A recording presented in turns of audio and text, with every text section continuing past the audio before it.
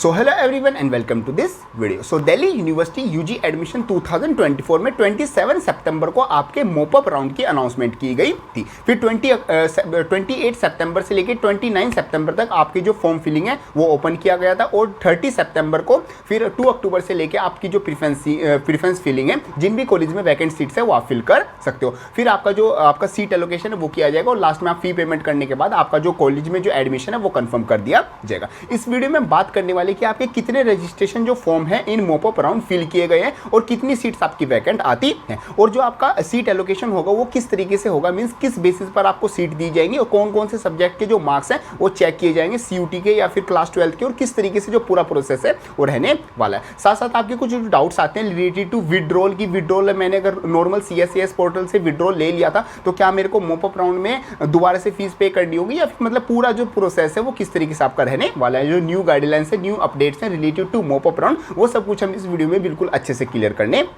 वाले हैं। So hello everyone, my name is Gaurav, I hope you all are doing well. So सबसे पहले हम बात कर लेते हैं कि जो नंबर ऑफ फॉर्म्स है वो इन मोपअप राउंड यूजी एडमिशन में कितने फिल किए गए हैं। तो देखो यहाँ पर जो फॉर्म फिल किए गए हैं वो 9616 जो फॉर्म है वो फिल किए गए हैं और जो आपकी सीट्स आ जाती है वो आपकी आ जाती है 4759 आपकी इतनी सीट्स आ जाती है। अब यहाँ पर देखो जो कॉम्पिटिशन होता है वो ऑलमोस्ट आपका 50% जो कॉम्पिटिशन है वो आता है, मीन्स एक सीट्स के लिए यहाँ पर 2 कैंडिडेट्स ने अप्लाई किया हुआ है। तो यहाँ पर काफ़ी हाई चांस है कि यहाँ पर बहुत सारे कैंडिडेट्स को यहाँ पर जो उनकी कॉलेज में दिल्ली यूनिवर्सिटी में जो वो कॉलेज चाहते हैं, जिस कोर्स में वो पढ़ना चाहते हैं, जिस कॉलेज में वो जाना चाहते हैं, वो सीट्स उनको यहाँ पर क्या कर दी जाएगी, एलोकेट कर दी जाएगी। ये ऑलमोस्ट लास्ट राउंड आपका आता है, इसमें मतलब दिल्ली यूनिवर्सिटी भी चाहेगा कि जो उसकी वैकेंट सीट्स है वो जल्द से जल्द क्या हो जाए, फिल हो जाए। तो इतनी नंबर ऑफ जो सीट्स आती है, जो रजिस्ट्रेशन डाटा है इन मोपअप राउंड, जो कि जिन भी कैंडिडेट्स ने फॉर्म फिल किया है वो इतना आता है। अब हम बात करते हैं कि जो आपके मार्क्स है वो किस तरीके से कैलकुलेट होंगे। तो यहाँ पर जो आपके मार्क्स कैलकुलेट होंगे, जो आपका सीयूटी का स्कोर था उससे यहाँ पर कोई भी फर्क नहीं पड़ेगा। आपने सीयूटी के एग्जाम में कौन से सब्जेक्ट लिए थे, या फिर आपने सीयूटी एग्जाम में कितना आपका स्कोर था, या फिर आपका लास्ट राउंड में, स्पोर्ट राउंड में, या राउंड 3 में, या किसी भी राउंड में आपका 1 नंबर से, 2 नंबर से या फिर आधे नंबर से अगर एडमिशन रह गया था तो सीयूटी स्कोर से इस वाले मोपअप राउंड में आपको कोई भी फर्क नहीं पड़ने वाला है, क्योंकि यहाँ पर आपके जो मार्क्स कैलकुलेट होंगे वो होंगे आपके क्लास 12 के मार्क्स। क्लास 12 के आपके टॉप 4 सब्जेक्ट के मार्क्स कैलकुलेट होंगे। लाइक आपका जैसे अगर आप साइंस के स्टूडेंट हो तो PCM और PCB आपके ये टॉप 3 सब्जेक्ट हो गए, और जो इंग्लिश आपका एडिशनल लैंग्वेज सब्जेक्ट होता है उसके 4 के मार्क्स आपके कैलकुलेट होंगे। ऐसे आपके कॉमर्स में जो आपका बिजनेस, इको और जो आपका बिजनेस स्टडीज़ होता है, इको होता है, और एक आपका अकाउंट्स, ये जो 3 सब्जेक्ट होते हैं टॉप 3 है, और फिर आपका इंग्लिश और जो आपने हिंदी सब्जेक्ट लिया होगा उनके मार्क्स कैलकुलेट होंगे। ऐसे आपके जो आर्ट्स वाले, ह्यूमैनिटीज़ वाले स्टूडेंट होते हैं उनके लिए भी टॉप 4 सब्जेक्ट आपके कैलकुलेट, उनके जो मार्क्स है वो कैलकुलेट किए जाएंगे। जिस भी कैंडिडेट के टॉप 4 सब्जेक्ट में हाई मार्क्स होंगे उसको वो क्या की जाएगी, सीट जो है वो एलोकेट की जाएगी। बाकी यहाँ पर अगर टाई ब्रेकिंग रूल लगेगा तो वो भी लगा दिया जाएगा, टॉप 4 की जगह फिर टॉप 5 के जो मार्क्स है वो कैलकुलेट कर लिए जाएंगे। तो मतलब कि यहाँ पर जो आपका सीट एलोकेशन होगा वो बेसिकली आपके क्लास 12 मार्क्स पर होगा। सीयूटी स्कोर का यहाँ पर कोई भी रोल आपका यहाँ पर नहीं होगा। तो इस तरीके से आपका जो सीट एलोकेशन है वो रहने वाला है। अब बात कर लेते हैं कुछ डाउट से रिलेटेड। देखो यहाँ पर जो सबसे बड़ा आपका जो डाउट आ रहा है, फिर लास्ट में आपको मैं ये भी बताऊंगा कि आप अपनी प्रेफरेंस शीट को किस तरीके से बना सकते हो, कि मतलब मोपअप राउंड में आपको अपनी जो प्रेफरेंस शीट की फिलिंग है, प्रेफरेंस लिस्ट बनानी है, वो किस तरीके से बनानी है, कैसे कौन से कॉलेज ऐड करने, कौन सा कोर्स का ऐड करना है, ताकि आपको मतलब दिल्ली यूनिवर्सिटी की किसी कॉलेज, किसी कोर्स में एक एडमिशन मिल जाए। अब हम बात कर लेते हैं कि आपके डाउट्स से। देखो डाउट सबसे बड़ा यही आ रहा है कि अगर मैंने नॉर्मल जो CSCS पोर्टल है वहाँ पर मेरे को कोई कॉलेज एलोकेट हो गया था, मैंने उसको क्या कर लिया, विड्रॉल ले लिया, तो अब मैंने 1000 रुपीज़ पे भी कर दिया और विड्रॉल मैंने डन हो गया। अब फिर मैंने वापस से क्या कर दिया, मोपअप राउंड में अप्लाई कर दिया और वो सक्सेसफुली अप्लाई भी हो गया। तो क्या अब जो मेरे को वहाँ पर सीट एलोकेट होगी तो मेरे को वहाँ से दोबारा से फीस पे करनी होगी या नहीं।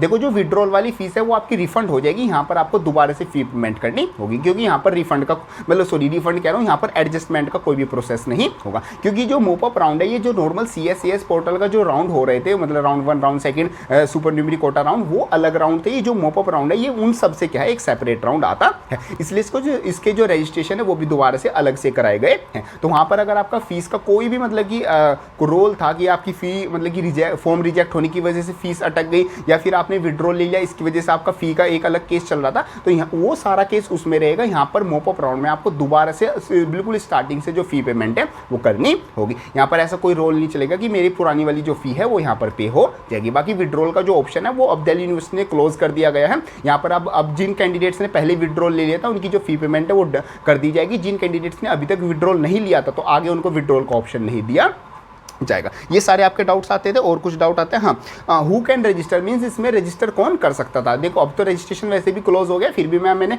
जो लास्ट वीडियोस बनाई हुई थी, बाकी इंस्टाग्राम पर भी मैंने सबको रील के थ्रू समझाया था, आप वहाँ पर भी कनेक्ट जरूर हो जाना। मैंने सबको बताया था कि जिन भी कैंडिडेट्स का अभी तक दिल्ली यूनिवर्सिटी के जो एफिलेटेड सारे कॉलेज आते हैं, इनमें से किसी में भी अगर एडमिशन नहीं हुआ है तो वो सब क्या कर सकते हैं, इसमें रजिस्टर कर सकते हैं। जैसे जो SOL वाले हैं वो भी रजिस्टर कर सकते हैं, दिल्ली यूनिवर्सिटी की जो भी मतलब की ब्रांच आती है, अगर किसी और ब्रांच में उनका एडमिशन हो चुका है, मीन्स जो एफिलेटेड कॉलेज है सिर्फ उनको छोड़कर सभी जो कैंडिडेट्स हैं वो क्या कर सकते हैं, इस मोप अप राउंड में अप्लाई कर सकते हैं। तो ये बात मैंने अपनी जो पुरानी वाली वीडियो है उसमें भी बता दी थी। अब हम बात करते हैं जो सबसे मेन चीज़ आती है वो आपकी आती है प्रेफरेंस फिलिंग। आप अपनी प्रेफरेंस शीट को किस तरीके से बनाओगे। देखो यहाँ पर जो आपका मोप अप राउंड आता है ये ऑलमोस्ट आपका लास्ट राउंड है। मोप अप राउंड सेकंड और मोप अप राउंड थर्ड इस तरीके से होते भी नहीं है, एक ही मोप अप राउंड होता है और उसमें सारा वाइप आउट कर दिया जाता है, सारी जो वैकेंट सीट्स है वो फिल कर दी जाती है। तो यहाँ पर जो दिल्ली यूनिवर्सिटी है वो खुद चाहेगा कि जो सारी वैकेंट सीट्स है उनको फिल कर दिया जाए।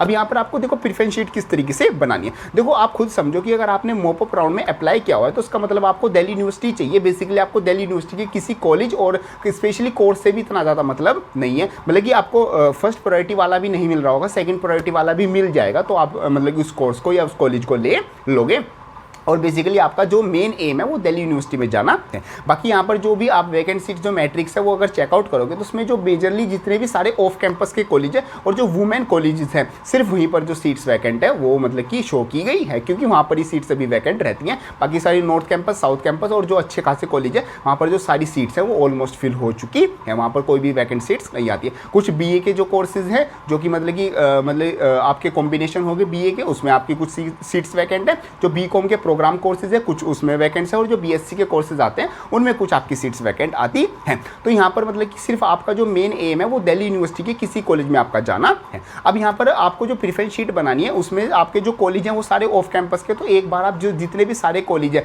ऑलमोस्ट ज़्यादा कॉलेज ने 4-5 मतलब कि 5-10 कॉलेज 20 आई थिंक 12-13 कॉलेज ऐसे हैं जो शॉर्ट लिस्ट किए गए थे या फिर थोड़े बहुत ज़्यादा हो सकते हैं। तो आप सबसे पहले अपना मन बना लें कि उनमें से अगर आपको कोई कॉलेज मिलता है तो आप सही में उस कॉलेज में जाना चाहोगे या नहीं। ऐसा नहीं कि आपको वो कॉलेज मिल गया फिर आप मतलब कि ऐसे बोल रहे हो कि ये कॉलेज तो बेकार है, इसमें मुझे नहीं जाना। अगर देखो कॉलेज बेकार है तो आप मोप अप राउंड में फॉर्म जो है वो फिल ही नहीं करते और दिल्ली यूनिवर्सिटी का मतलब कि सोचते ही नहीं है, तो अपना CUT स्कोर पहले से इतना लेके आते हैं कि आपका पहले राउंड में हो जाता है। अगर आप मोप अप राउंड में अप्लाई कर रहे हो तो अपना मन पहले ही बना लेना कि आपको यहाँ पर कोई भी कॉलेज मिल जाएगा, मिलेगा तो ऑफ कैंपस का ही, और जो ये लास्ट कॉलेज बचे हुए हैं ये लास्ट मतलब कि दिल्ली यूनिवर्सिटी की लिस्ट में भी लास्ट ही आते हैं। ये मतलब कि एक एवरेज कॉलेज ही रहते हैं। बाकी यहाँ पर जो आपकी सिलेबस होगा, जो फैकल्टीज होंगी, जो पढ़ाई होगी और जो भी पूरा सब कुछ होगा वो दिल्ली यूनिवर्सिटी के लेवल का ही होगा। मतलब ऐसे नहीं है कि बेकार होगा या फिर ऐसा होगा, बट ये है कि देखो ये लास्ट राउंड में जो आपको कॉलेज मिल रहे हैं, ऐसे नहीं कि आप सोच के जाओगे कि यार मेरे को हिंदू हंसराज इस टाइप का कॉलेज चाहिए था, मेरे को ये मिल रहा है, मेरे को ये नहीं चलेगा। तो दिल्ली यूनिवर्सिटी मिल रही है, इतना ही शुक्र मनाओ, इस टाइम पे ये बात आप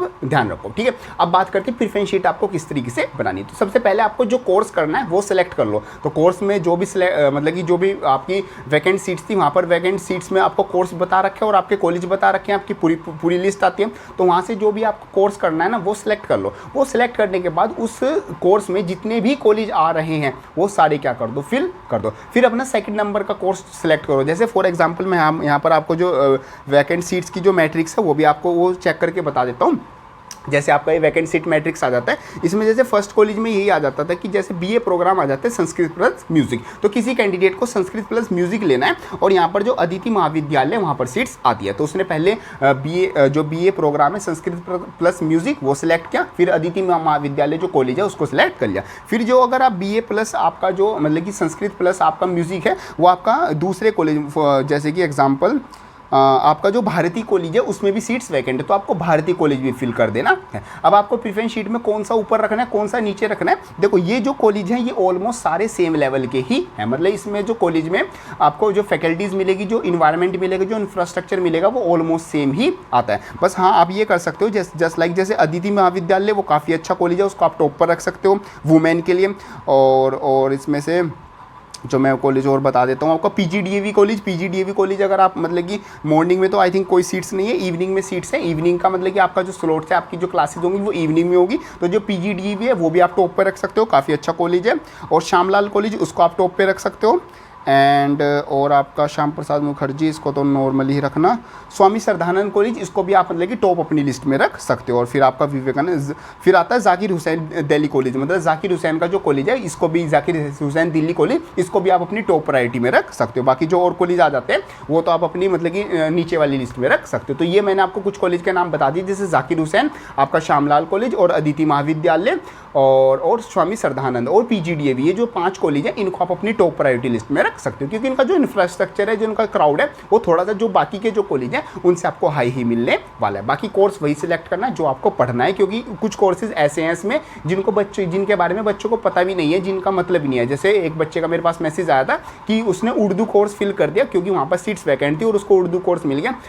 अब वो कह रहा है कि मेरे को भैया मैंने तो आज तक लाइफ में उर्दू ना पढ़ी ना सुनी, तो मैं इसमें क्या करूँगा। तो ऐसा कोई कोर्स फिल मत करना जो कि ना तो आपने सुना हो, ना पढ़ा हो, और ना ही आगे चल के आपको पढ़ना हो। कोर्स वही सिलेक्ट करना जो आप पढ़ना चाहते हो। दिल्ली यूनिवर्सिटी में जाना आपका सपना है, इसका मतलब ये नहीं कि कुछ भी मतलब पढ़ने की इच्छा रखोगे। आप पढ़ो वही कोर्स जो आप पढ़ना चाहते हो, जिसमें आगे चल के लाइफ में भी आप कुछ कर पाओ। तो प्रेफरेंस शीट आपको इस तरीके से बनानी है, अपना कोर्स सेलेक्ट करना, और जो मैंने ये 5 कॉलेज बताए हैं इनको टॉप लिस्ट में रख देना, बाकी जो बचे हुए कॉलेज हैं उनको नीचे वाली लिस्ट में रख देना।